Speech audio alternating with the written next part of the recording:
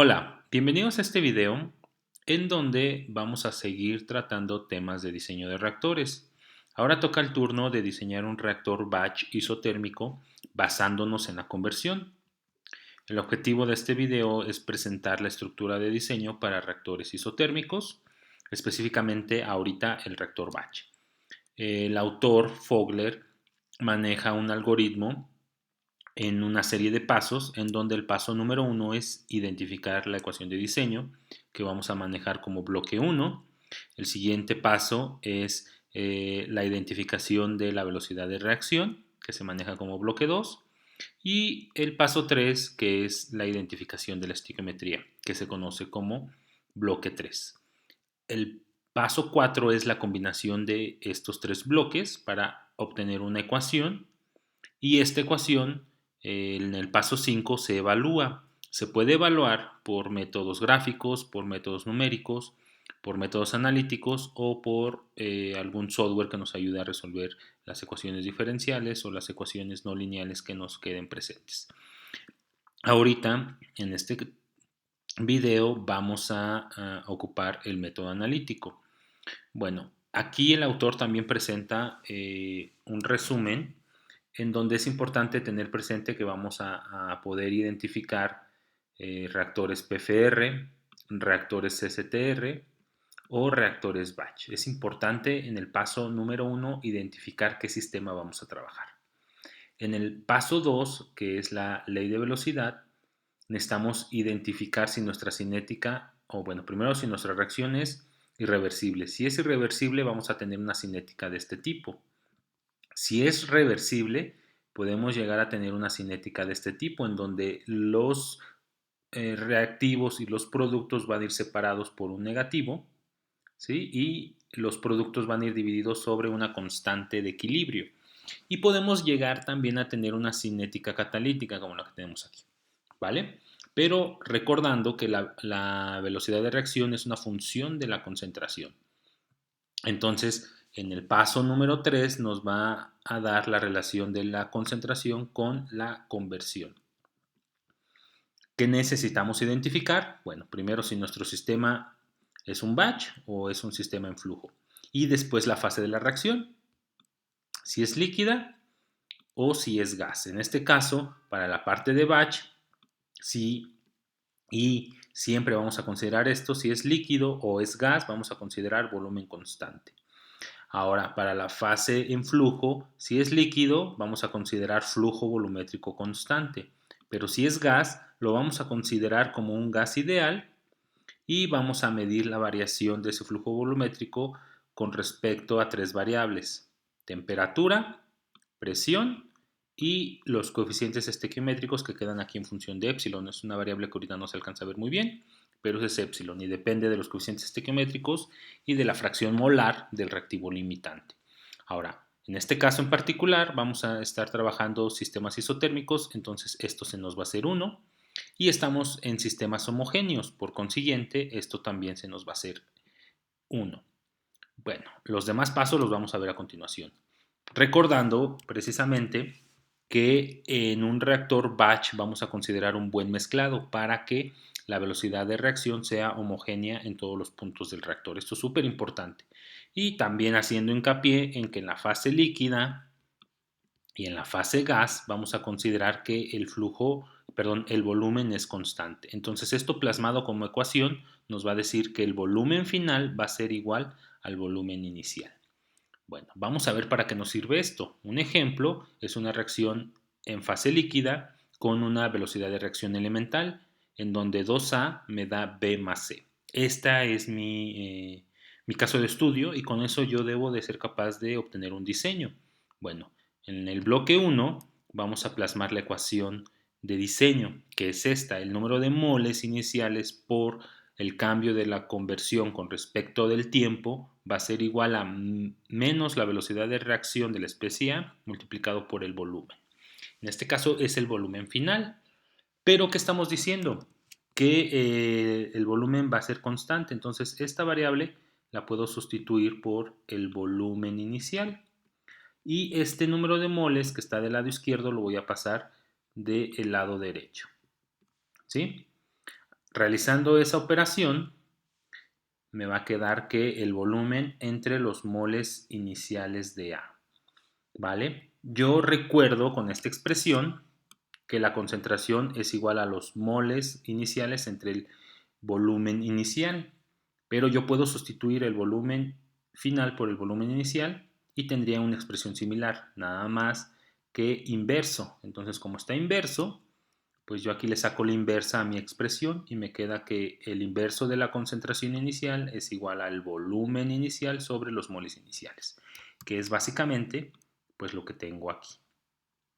Entonces lo puedo sustituir por la concentración inicial. Entonces si realizo eso, pues ya obtengo precisamente eh, esta expresión. El cambio de la concentración, perdón, el cambio de la conversión con respecto del tiempo es igual a la velocidad de reacción o a menos la velocidad de reacción sobre la concentración inicial. Ese es el bloque 1. Ahora el bloque 2 me dicen que es una cinética elemental. Entonces debo de construir esta expresión matemática. Menos la velocidad de reacción es igual a una constante de velocidad multiplicada por la concentración elevado a el orden de reacción 2. ¿Por qué? Porque el coeficiente estequiométrico es 2. A eso se refiere con elemental. Estos dos numeritos deben de coincidir.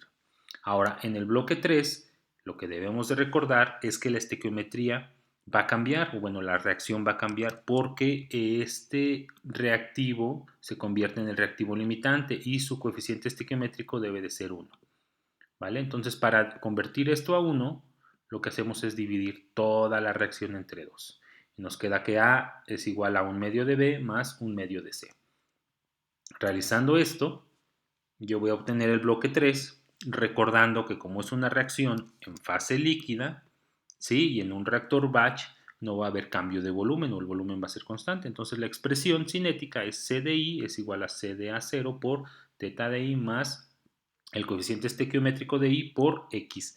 También vamos a recordar que teta de I es la división de C de I0 entre C de A0 y el coeficiente estequiométrico de productos es positivo y negativo para reactivos. Entonces, si yo sustituyo eso, pues aquí me quedaría C de A y aquí teta de A y aquí el coeficiente estequiométrico de A. ¿Vale? Entonces, realizando eso, yo sustituyo teta de I, teta de A va a ser 1, el coeficiente estequiométrico de A sería menos 1 y entonces obtendría esta expresión. C de A es igual a C de A0 por 1 menos X. Es lo que obtengo aquí. Bueno, ahora ya tengo mis tres pilares fundamentales de diseño. Ahora tengo que sustituirlos. En el paso 4, que viene la combinación, entonces yo sustituyo la concentración de A que está en el paso 3, la sustituyo en el paso 2, que es la velocidad de reacción, y me queda esta expresión. Ahora, esta expresión la voy a sustituir precisamente en la ecuación de diseño, que es esta. ¿Sí? Esto lo voy a sustituir aquí y voy a obtener esta expresión. El cambio de la conversión con respecto del tiempo es igual a la constante de velocidad multiplicado por C de A0 por 1 menos X y todo eso elevado al cuadrado sobre C de A0. Bueno, aquí este 2 lo puedo elevar al cuadrado aquí y lo puedo poner igual aquí. Realizando eso, este CDA0 se me va a eliminar con el CDA0 del cuadrado que tengo aquí y entonces la expresión resultante va a ser esta. ¿Sí? El cambio de la conversión con respecto del tiempo es igual a la constante de velocidad multiplicado por la concentración inicial por 1 menos x y todo eso elevado al cuadrado. Esta es una ecuación diferencial, ¿sí? Que podemos resolver precisamente pues con un método numérico, con la parte analítica o con un software que nos ayude a resolver ecuaciones diferenciales. Bueno, vamos a ocupar aquí la parte analítica y vamos a resolver por el método de separación de variables. Entonces, ¿en qué consiste ese método de separación de variables? Bueno, esto que depende de la conversión lo voy a pasar del lado izquierdo de mi expresión y el cambio de la temperatura lo voy a pasar del lado derecho. Perdón, dije temperatura es del tiempo, perdón. Bueno, y entonces aquí me va a quedar más o menos de esta forma, ¿vale? Ahora, también debo de recordar que estas dos variables que me quedan aquí en la expresión van a ser constantes. La concentración inicial es un valor constante que yo debo de saber. Y la constante de velocidad, si estamos manejando temperatura constante, pues va a ser igual constante, porque vamos a recordar que la constante de velocidad depende o es una función de la temperatura, pero estamos manejando temperatura constante. Bueno, entonces, si yo paso estos dos términos del lado izquierdo de mi expresión y reacomodo, me va a quedar esta expresión matemática. Esta expresión matemática está en función de derivadas. Estas derivadas yo para poderlas eliminar pues voy a integrar, ¿sí? Entonces integrando me va a quedar esta expresión matemática. Esta expresión yo la voy a evaluar de 0 hasta t y de 0 hasta x para no tener, o bueno, para tener una integral definida. Resolviendo esto, pues aquí como no tengo nada que dependa del tiempo, pues se me va a eliminar la integral con la diferencial y me va a quedar solamente el tiempo. Voy a dejar expresada esta ecuación así. Y aquí yo ahorita voy a denotar esto. Le puse subíndice R porque es el tiempo que va a durar la reacción. En un reactor batch existen otros tiempos que voy a definir más adelante. Pero bueno, el tiempo de reacción es igual a 1 sobre K por C de A0 por la multiplicación de la integral de 1 sobre 1 menos x al cuadrado diferencial de x. Esta integral hay que resolverla. Bueno, el autor Fogler en su apéndice A maneja diferentes formas de integrales ya definidas y aquí nosotros podemos encontrar la integral que necesitamos. Entonces me dice que la integral de 0 a x de la diferencial de x de 1 menos x elevado al cuadrado es igual a x sobre 1 menos x. Entonces si yo sustituyo, pues voy a obtener ya una ecuación algebraica. ¿Vale? Y entonces la ecuación algebraica resultante es esta. El tiempo de reacción es igual a 1 sobre K por C de A0 por X sobre 1 menos X. Esta ecuación pues es la ecuación para obtener el tiempo de una reacción de segundo orden isotérmica a volumen constante. ¿Vale? Bueno, ahora ¿qué pasa si yo cambio el orden de la reacción? Lo cambio de segundo orden, que es una parte elemental, a una de primer orden. Bueno, ustedes tendrían que repetir todos los pasos para comprobar que se llega a esta expresión. Y esta expresión nuevamente se va a integrar. Nuevamente me fijo en los apéndices y observo que en la ecuación A1 tengo esta misma expresión y lo voy a sustituir con el resultado, que es este, es el logaritmo de 1 sobre 1 menos x.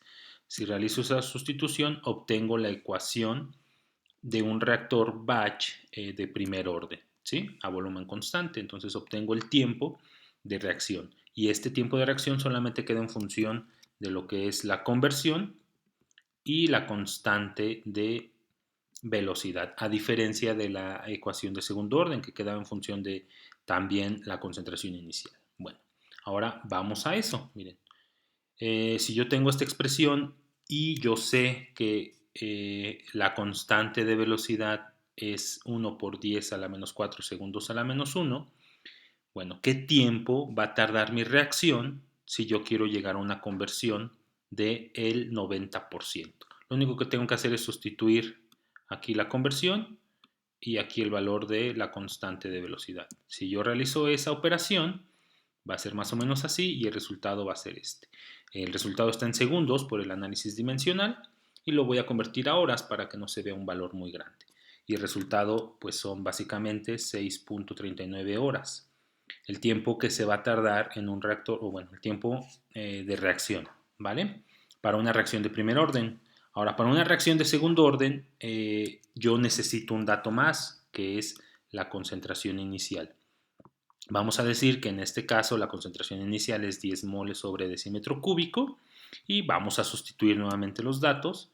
me va a quedar algo más o menos así. Y pues el tiempo resultante va a ser 2.5 horas. Podemos decir en este caso que para una reacción de segundo orden se lleva menor tiempo que en una reacción de primer orden. Pero bueno, vamos a graficarlo, ¿no? Y aquí en la grafiquita podemos observar que sí, en la conversión del 90%, pues sí, una reacción de segundo orden si lleva menos tiempo para alcanzar una conversión del 90% que una de primero. Pero si queremos alcanzar una conversión mayor, ¿sí? Pasando el punto 95% o el 95% de conversión, se invierte el caso, ¿no? En donde ya se ocupa menos tiempo en una reacción de primer orden que en una de segundo. Vean, aquí está llegando casi a los 38, a las 38, perdón, 28 horas en una reacción de segundo orden. Entonces, aquí va a depender mucho de el comportamiento de nuestra reacción, ¿vale? Bueno, y ya por último, para concluir, vamos a ver el ciclo total del tiempo de un reactor batch. Esto es importante. Lo único que estamos calculando nosotros con la ecuación de diseño es el tiempo de reacción, pero el ciclo total o el tiempo total va a involucrar el tiempo subíndice F, que es el tiempo de llenado, ¿sí? El tiempo necesario que va a tardarse en que mi reactor se llene de los reactivos necesarios, más el tiempo subíndice E, que es el tiempo necesario para que los reactivos se calienten a la temperatura de reacción. Y por último, ya que se llevó a cabo mi reacción, se para el reactor y se le conoce como un tiempo de limpiado entre lotes, debido a que se acaba la reacción, se apaga el sistema de calentamiento, de agitación, se descarga el producto, se limpia y se pone listo para volver a cargar otro lote.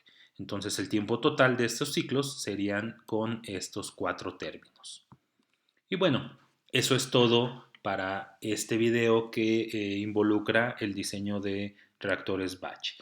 Espero y esta información les sea útil. Los invito a que se suscriban a mi canal para que sigan recibiendo información relacionada con temas de ingeniería. Y bueno, me despido de ustedes hasta el siguiente video.